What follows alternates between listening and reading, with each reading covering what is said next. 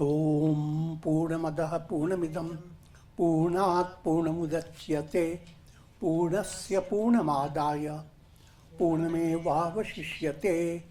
Om Shanti Shanti Shanti.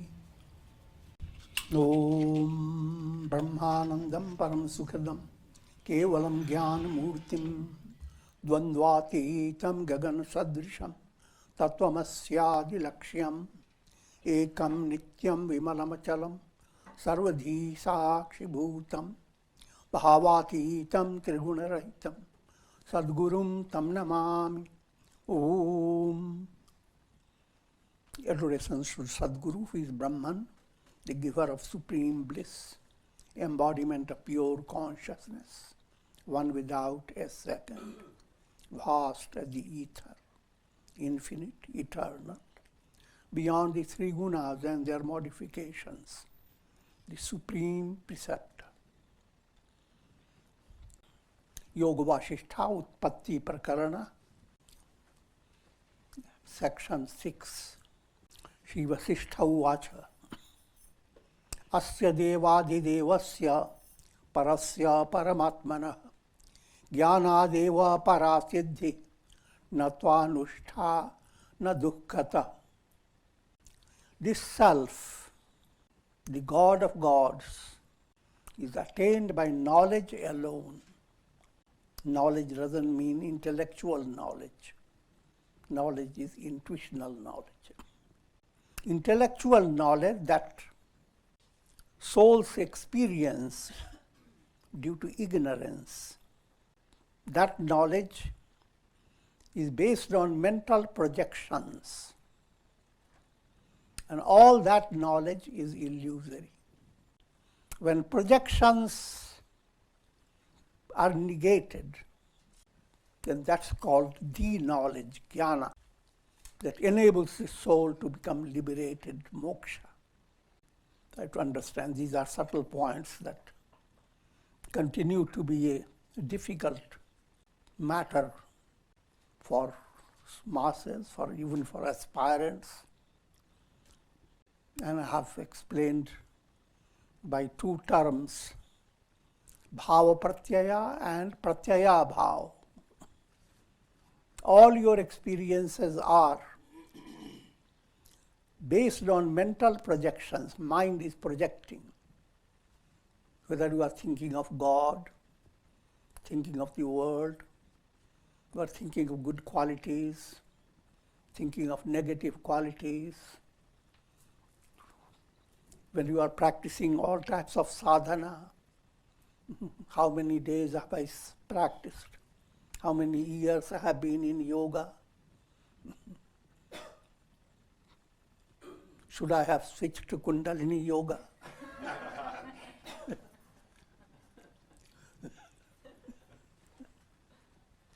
How many more births it will take for me to attain liberation? Is it possible I have attained liberation?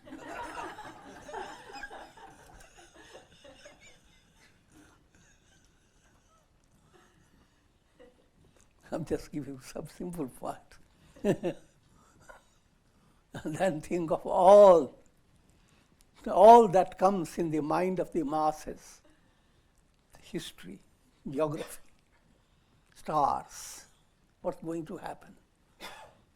How is it some light comes many years later to your eyes?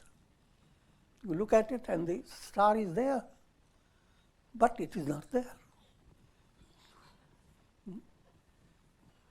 Science tells you it is not there. The light has taken all that time to reach your eyes. What wonderful world it is. But all that exciting things, inspiring things, all the knowledge that you receive, even from the Vedas, etc., at intellectual plane, all has come through the mental projections based on vrittis, thought waves of the mind. That's called bhava pratyaya, existence of mental projection. If you stay trapped in this mental projection, looking for success in the illusion created by projections, then that's not real attainment. That's, you continue to be trapped by bhava vyadhi, disease of the world process.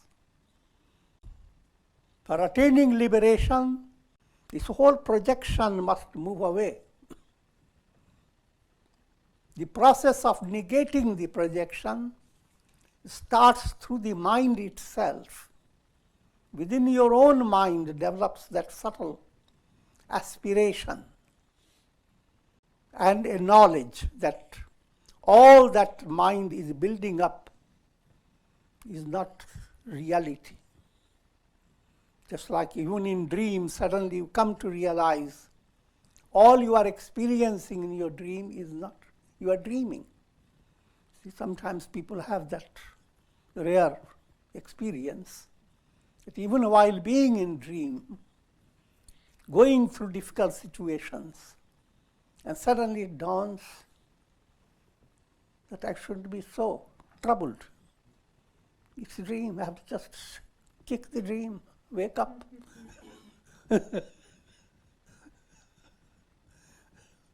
So follow similarly. And there again, follow that illustration. Even in dream, there has been a causation. Someone has given you some type of an idea that allowed your mind to gain that insight that it's a dream. Maybe a chair, maybe steps, maybe some human being talking to you. Say, don't you know it's not real? Or maybe you just tipped from your chair in your dream and suddenly you woke up. In other words, think of many things might happen in your dream that makes you understand or realize it is a dream.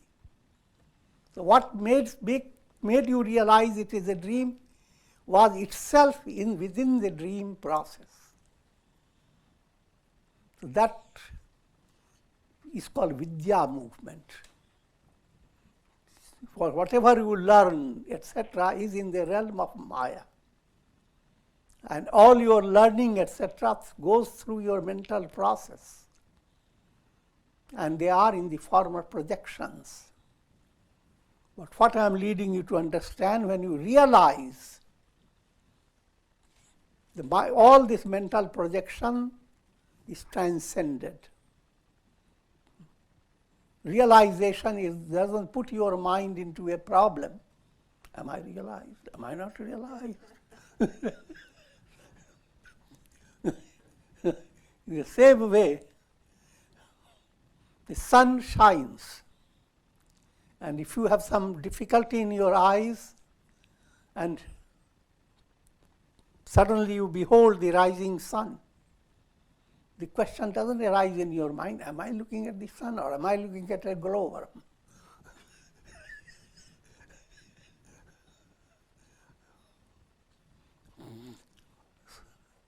So, continue to assimilate those points and it will gradually enable you to understand profounder reality. That self, that is God of gods,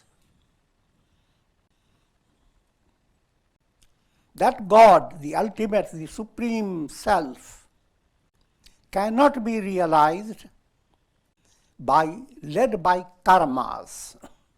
Self-realization is not fruit of karma.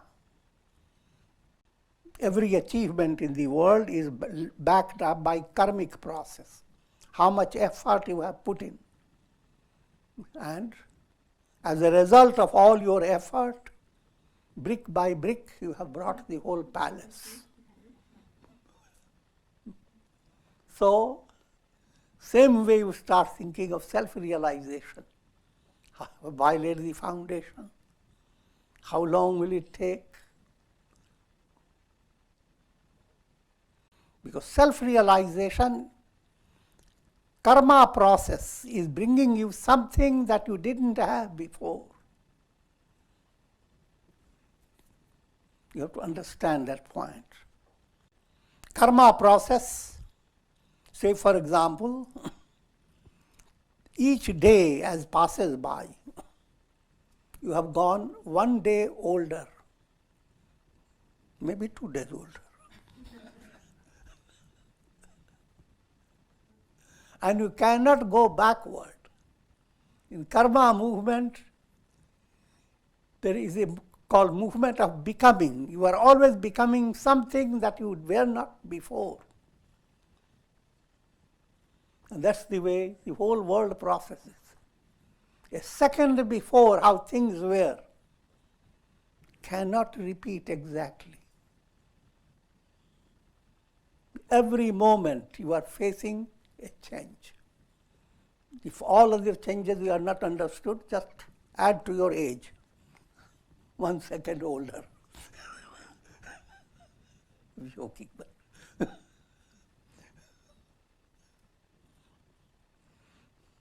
but the self within you, the absolute reality, that's beyond time and space. It is ever-present reality. Time-based movement, time-based achievements, they are not ever-present reality. You set up something and it takes its time. You start growing crops and it takes its time until you get to the harvesting point. And that's karmic movement. Self-realization is not growing on a tree. It may be described allegorically, but it is not in reality. Self-realization is ever-present reality. As you watch a cinema show, a child near you says, "When will I see the screen?" And the mother says, "When the cinema is over." But the screen is not dependent upon cinema being over. The screen is always there. But in language, yes, there is a statement that when this is over, then that will come. When clouds move away, the sun will shine. Language.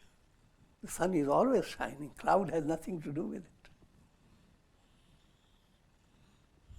But all karmic attainments, they are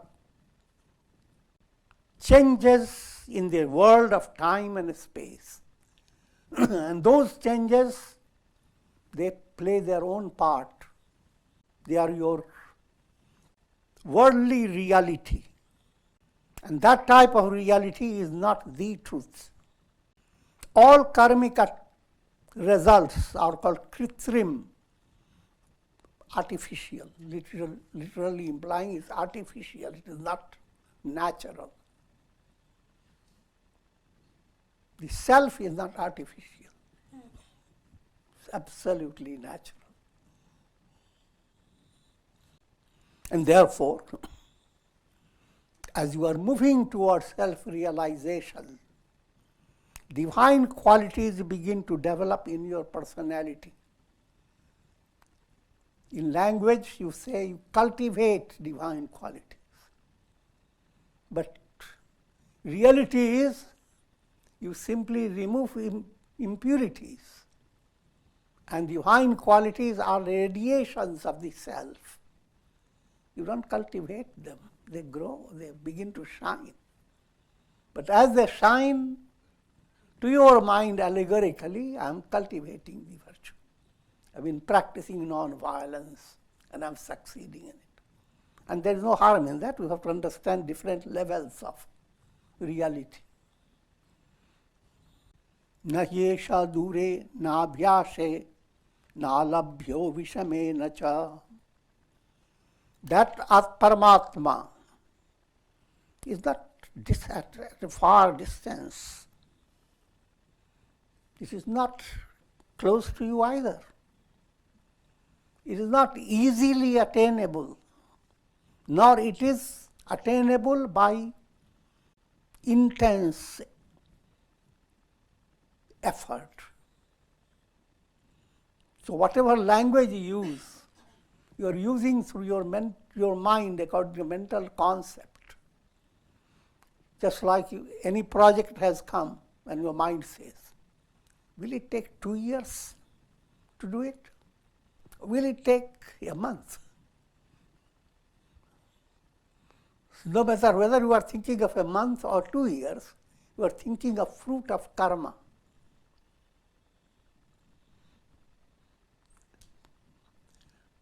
Thinking about realization, that realization doesn't come in the same category.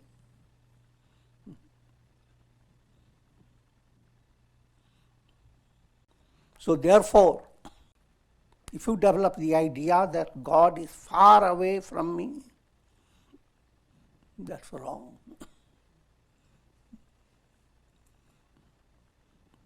If you get the idea, last night God came close to me, He talked to me, that's also wrong.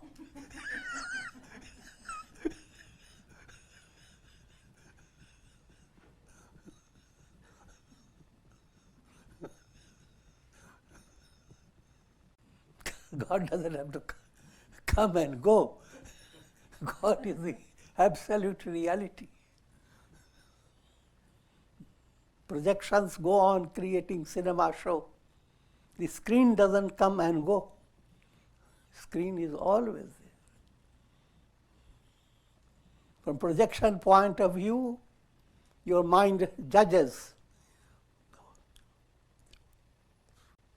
It sees in the projection world, it sees time, space.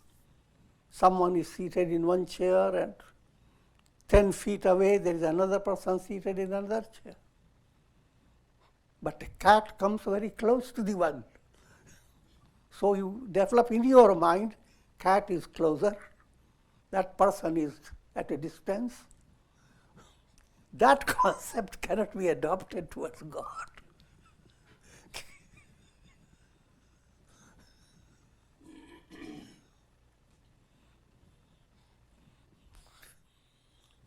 Because God is not illusion created by projections. You can create a symbolic picture of God through your projections. That's perfectly normal. That's when you are given initiation into Ishta Devata. You are given the picture of God and description of God. But that's always symbolic, not to be taken literally. But there are people who keep it as if it's absolutely real. Some sage took a photograph and he cannot go wrong. How can you dare say a sage was wrong? It is described God in a particular way. Was realized this is a topic of a very advanced, mature aspirant. Otherwise, if mind is already made up, he will walk out of this also.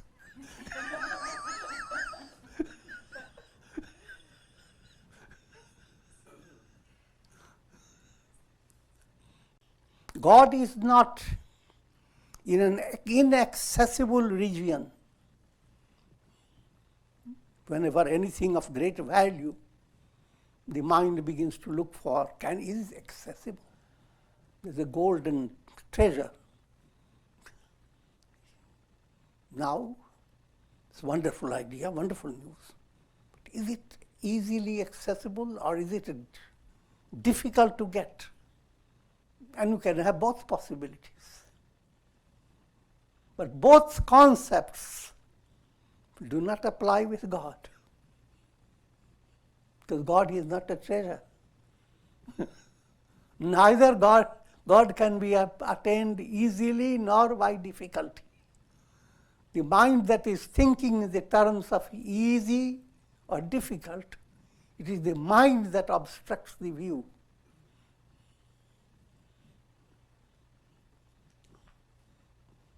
And when you ask the question, when will this mind stop? That again is the mind is telling you. The question is not a reality in itself.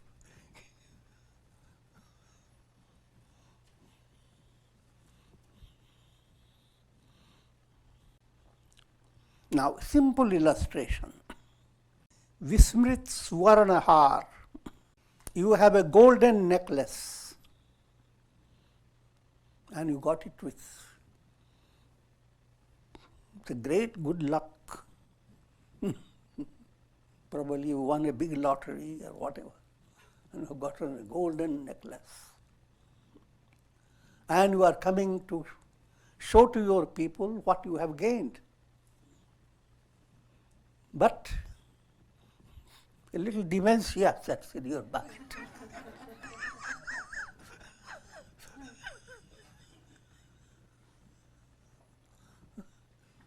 Suddenly you are surprised. Did I Did I win? Look at your hand, it's not there. Feet, not there. I lost. What I won? Because the neck doesn't have eyes.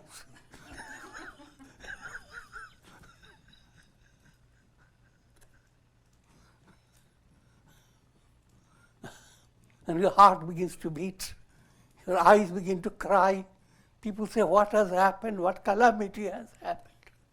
You say, I lost the golden necklace.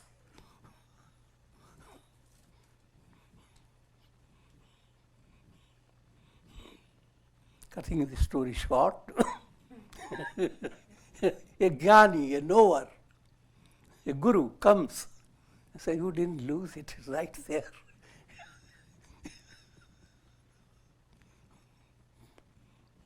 Now all that you have to do is adjust your eyes, adjust your nervous system, come back to be normal,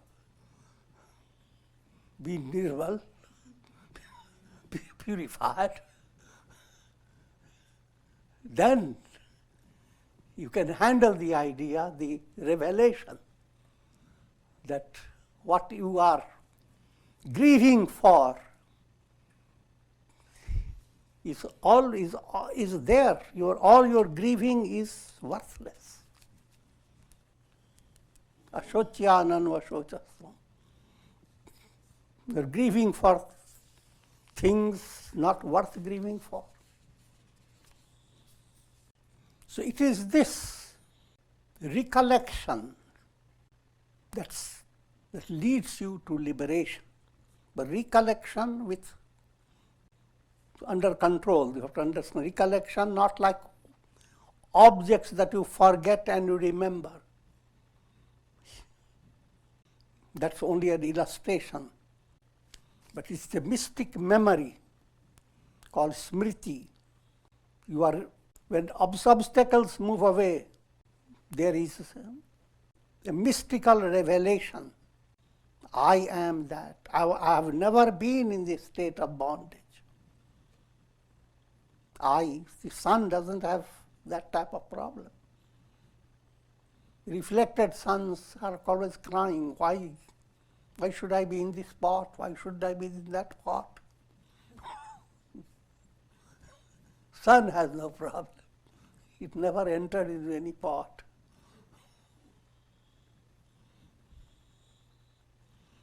For attaining God realization, if you give credit to your austerity, charity, vrata, fasting, and other disciplines, you are acting in a childish way. In other words, you are being given two aspects of spiritual involvement. One is sakamya. Sakamya movement, your mind calculates. If I do japa 1000, I will pass vocal examination. If I do japa 10,000, I will heal my cancer.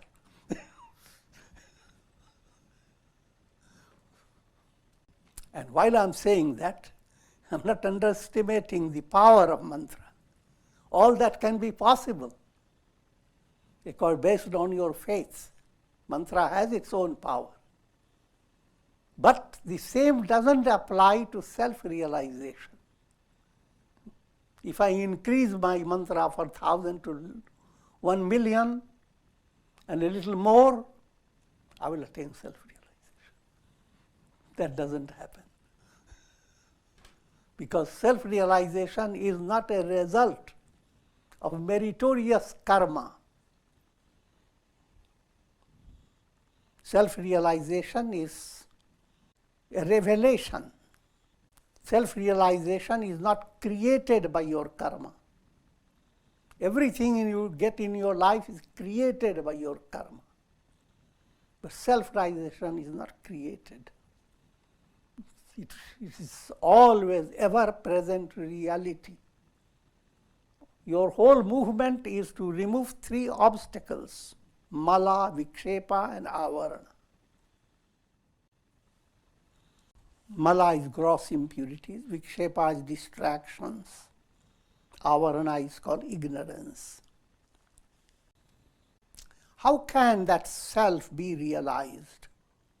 Now coming to the point, satsanga and sat shastra. Satsanga. Satsanga has profound implication, but general picture of satsanga is what you are having now. Come together, you listen to spiritual teachings and allow your those teachings to settle in your mind and you reflect upon them and go on digesting them. Anything that awakens sanamati in you is called satsanga. Sanamati means understanding, spiritual understanding. Anything that awakens that.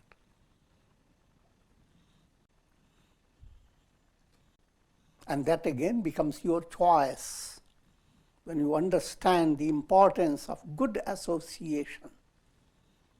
If you have a type of association that enables you to understand the message of the scriptures and to put it into practice, then that's the valid type of, dynamic type of satsanga. Satsangatve nihasangatvam. As the satsanga continues,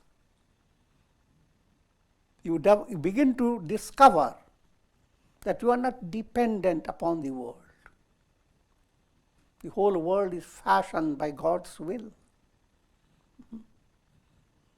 When you hear politics, everybody is so worried about somebody else has disturbed the whole world. They are blaming each other for every problem.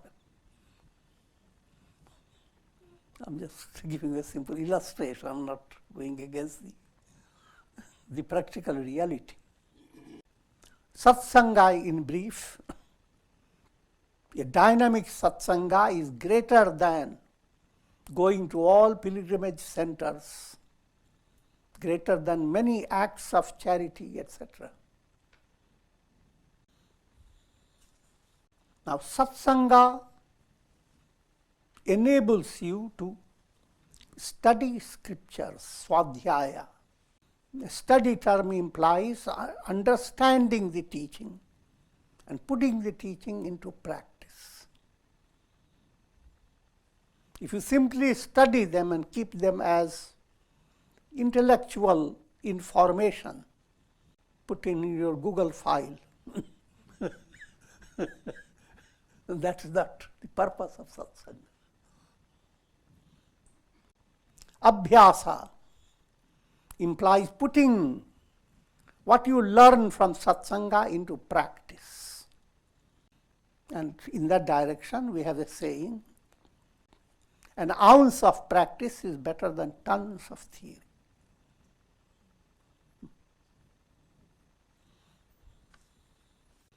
So led by satsanga and righteous conduct in your daily life, the ultimate climax of this movement cuts down the network of ignorance.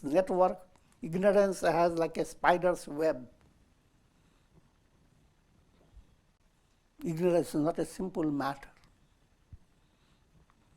that you can figure it out and handle it like that. It has a whole web.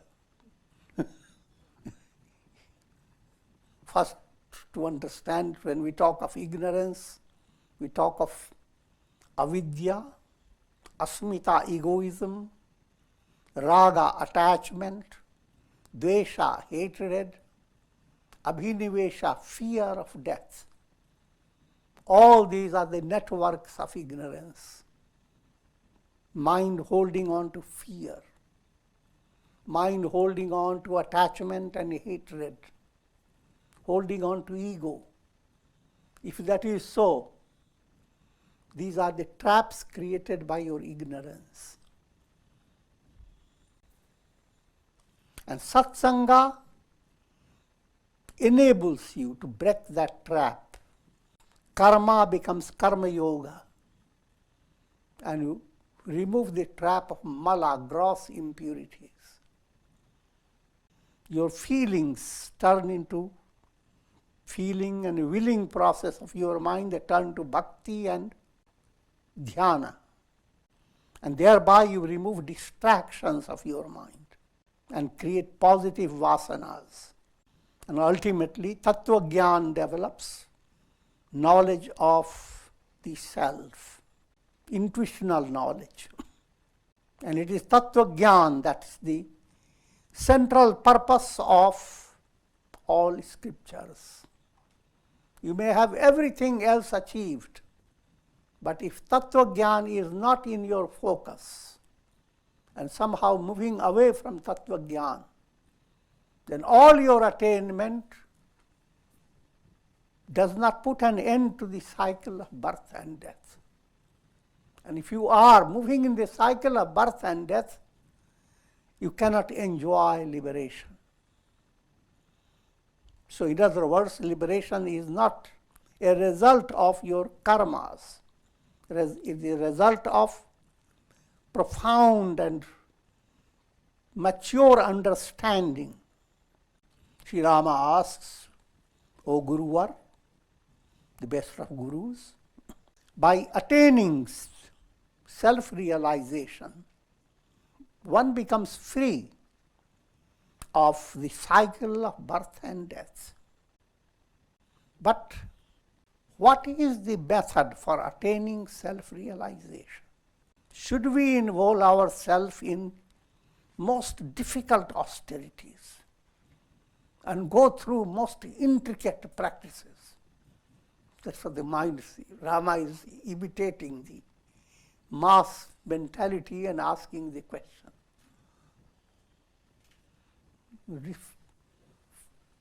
When you describe something being so subtle, so profound, now the mind says, I'm ready for it. But tell me how much. You said ordinary these austerities, etc. will not. Tell me that secret austerity. No matter how difficult, I'm going to do it. Your mind is already imagining that it's going to be very difficult.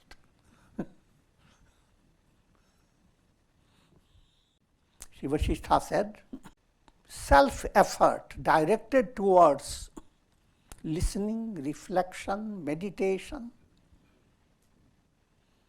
shravana, manana, nididhyasana, those are the, and all that implies you listen to the teachings, and as you reflect, you allow the mind to go through a tremendous change.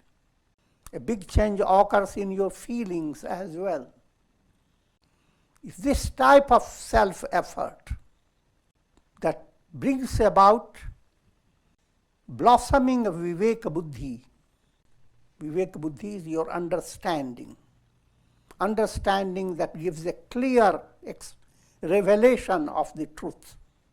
What's normally termed as sanmati, the right type of understanding.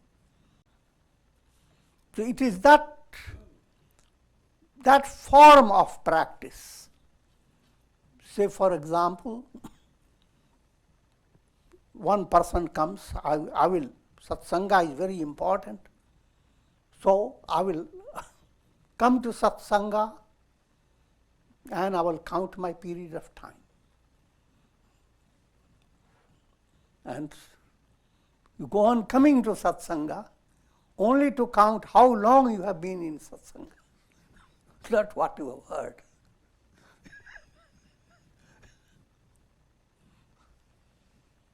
And there are people who go on saying that, that's literally true. They have been enjoying satsanga for a long time.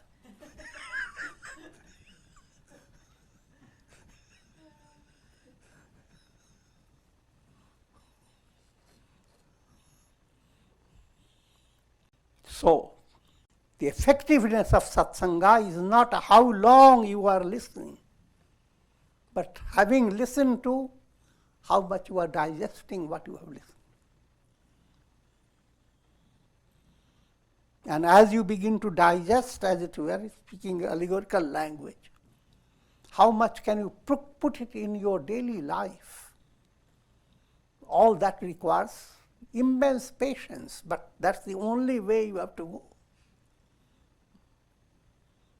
And if you are doing it in a right way, even a smallest step, and it has a dynamic result.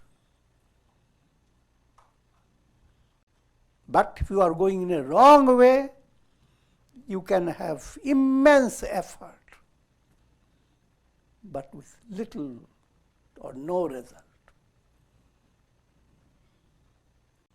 If your sadhana does not rid you of kleshas, afflictions, impurities of the mind, egoism, if that doesn't do that, then it is not a real sadhana. So in your sadhana movement, your mind must be focused on not letting yourself be drowned by raga, attachment, dvesha, hatred, ajnan, ignorance. These are in fact kleshas, afflictions. Krodha, anger, mada, intoxication of pride, matsarya, jealousy. If these continue to flourish, and unwittingly you don't let go these subtle impurities of your mind, rather nourish them by your acts of austerity, charity, and many spiritual activities, you will end up being a Rakshasa.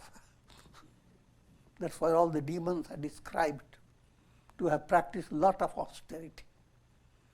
They did all that, immense austerity, but ended up being a Rakshasa, demoniac.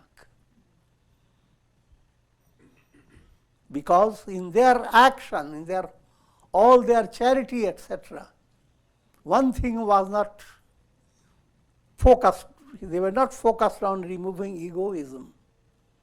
They were not focused on removing their anger, their hate, their attachment, all that they were clinging to. So all their austerities simply intensified their ignorance.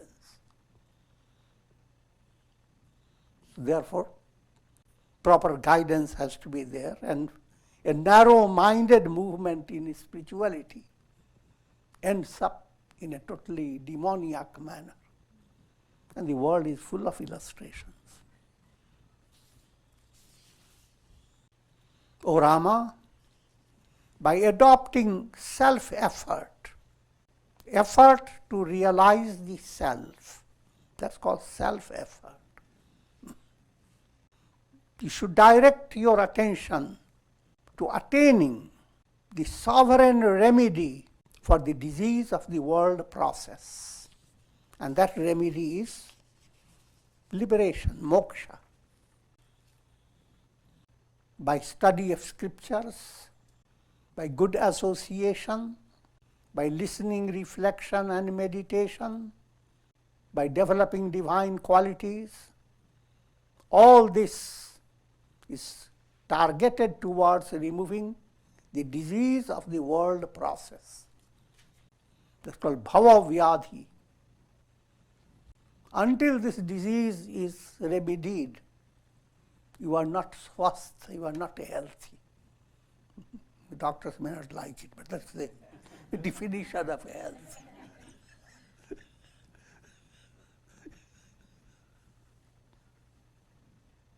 I'm joking. Doctors they know that. Scientists also know that no matter how science has progressed,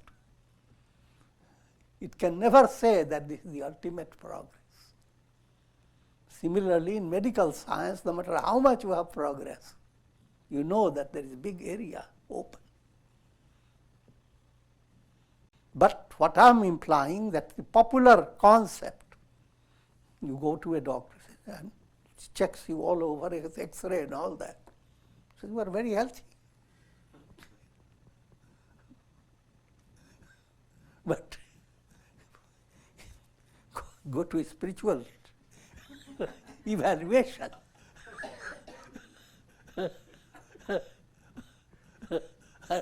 And in that evaluation, one says, you are not qualified for being a aspirant.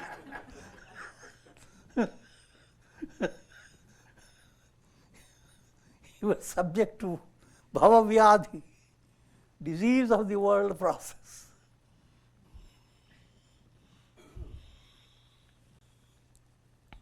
Now, coming to practical reality in your sadhana, your involvement in your livelihood, in your possessions, what's called bhoga vasana. Bhoga vasana must become redisciplined. In other words, don't live to enjoy pleasure, but live to attain God realization. And whatever you utilize as you live, consider them like medicines. They are not meant to be enjoyed forever. You find some good food, you enjoy it. One says, if you attain liberation, you will not have that.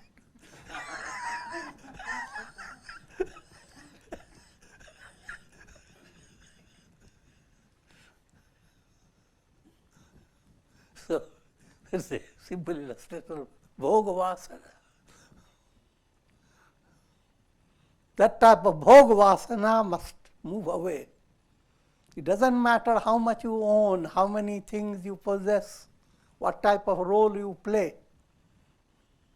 But bhoga vasana should not be dominating your mind. How much have I enjoyed? How long can I go on enjoying? Oh God, never strip me from that.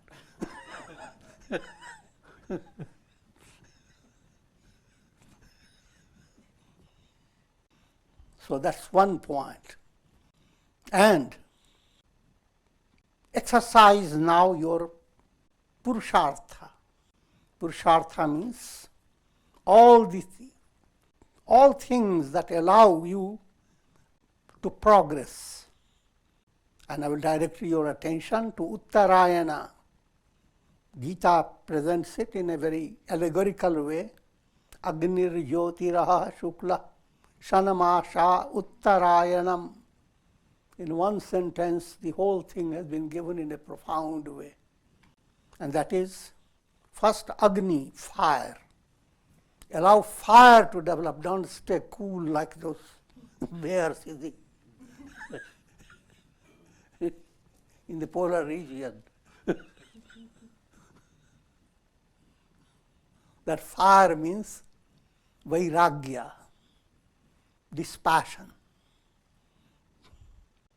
Not get gripped by everything around you, but have dispassion, vairagya, with understanding. Why shouldn't you be gripped? And then jyoti. Now come to a more luminous aspect, vivek, discriminative knowledge that begins to show you that deep down you are the eternal self. There is a mix-up between self and not self. Invoke that swan that can separate milk from water. That swan is discriminative intellect. And that's there in every individual. It's an instinctive urge there in every individual to have absolute joy, absolute knowledge. That's instinct. It's a discriminative knowledge that begins to show that you are not going to create a joyous heaven and you have to think of all the bricks and all the things. You don't have to, it's already there. And therefore, bring that in your daily life. Aha term means putting that in daily life. Consider every day a kind of a joyous involvement. Every day is a festivity. Every day is Christmas. Every day Krishna Janmashtami. Every day Vijayadashmi. Every day is a movement towards God.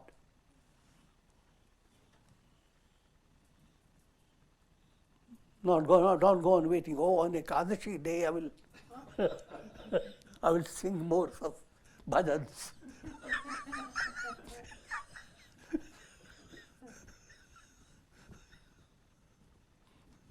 And then comes Shukla Paksha, the realm of your feeling. Described allegorically, the moon begins to shine in the sky. And it goes on shining, waxing. And then third stage, your consciousness begins to break all limitations. You begin to expand, just like the northern cycle of the earth. As the earth moves in a particular way, daylight goes on increasing, called Uttarayana. Now your daylight, your conscious realm of consciousness goes on expanding. It goes beyond your body, beyond your intellect, beyond your mind. And ultimately, this process, automatically, you don't do any effort. Once this process starts, ends with absolute merger with God. Merger against the word. You realize God alone is. Keeping all this in view, turn your attention to those four gatekeepers and highlight that in your practice. Shama, serenity. Satsang, good association.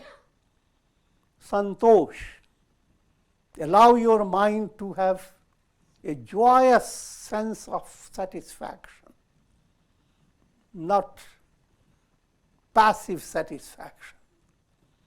Helpless satisfaction. What else can I do? No. I have all the resources for the highest attainment. And I have the mantra God, who possesses all beyond imagination. So therefore, with that type of increasing contentment within your heart, and satsanga, as you advance, is not limited. You can be having satsanga while playing with children. You learn from them. You have satsanga with birds. See how they don't worry, how they fly and all that. Satsanga with flowers, how do they blossom? The whole world can open up many dimensional insights. All this I'm giving you in a very profound way, and it should be kept like an ideal to remind yourself, and no matter how slow your success may be, your involvement has a powerful movement. Because in being involved in a righteous direction on the path of truth, you take one step, and as if God is coming with 1,000 steps.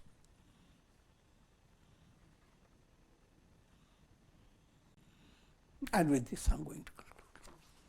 Om Purnamadah Purnamidam Purnat Purnamudachyate Purnasya Purnamadaya Purnamevavashishyate.